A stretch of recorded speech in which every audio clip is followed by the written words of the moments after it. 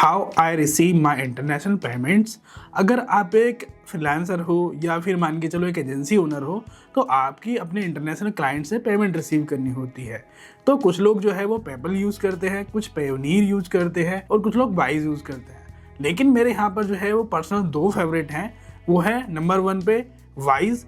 Wise के अगर transaction charges की बात करी जाए तो वहाँ पर 0.6% पड़ते हैं।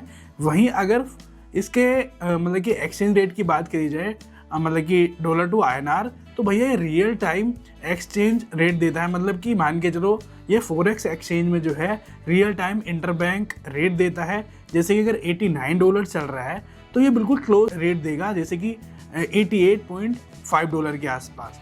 तो जो ओवरऑल इसका जो है मतलब पड़ जाता है वो 0.6% से लेकर के 1.6% पड़ जाता है टोटल मिला करके ट्रांजेक्शन चार्जेस और मतलब कि एक्सचेंज रेट, जो कि काफ़ी मतलब कि जो है सस्ता है एज़ कम्पेयर टू अदर।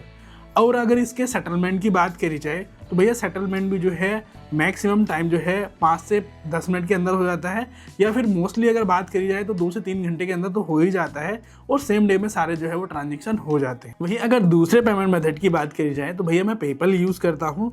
वो है भैया उसके ट्रांजेक्शन चार्जेस 4.4%। लेकिन मैं क्यों यूज़ करता हूँ वो भी मैं आपको बताऊँगा। और अगर इसके एक्सचेंज रेट की बात करी जाए डॉलर टू INR, तो भैया यहाँ पर ये भी 3 से 4% चार्ज करता है, जो कि काफ़ी कॉस्टली हो जाता है ट्रांजेक्शन चार्जेस मिला करके और एक्सचेंज रेट मिला करके। एक्सचेंज रेट की बात करी जाए तो मान के चलो अगर $89 चल रहा है तो ये हमें देता है 85.5 से लेकर के $86 के बीच में, और साथ में जो इसमें सेटलमेंट है वो 24 आवर्स के बीच में हो जाता है। तो एज़ कम्पेयर टू वाइज ये जो है काफ़ी कॉस्टली पड़ता है मेरे को, लेकिन मैं यूज वाइज को सबसे ज़्यादा करता हूँ। मतलब कि मैं अपनी तरफ से जो है सारे अप्रोचेस रखता हूँ कि मेरे को वाइज में ही पेमेंट चाहिए यहाँ पर। लेकिन कुछ क्लाइंट्स ऐसे होते हैं या फिर कुछ कंट्रीज़ ऐसी होती हैं जहाँ पर वाइज जो है वो नहीं चलता है, तो मैं अपनी तरफ से कोशिश करता हूँ कि भैया वाइज ही मैं यूज़ करूँ। लेकिन जब कोई ऑप्शन नहीं होता है तो मैं पेपल का यूज़ करता हूँ, क्योंकि पेपल जो है वो 200+ कंट्रीज़ में जो है पेमेंट को एक्सेप्ट करता है।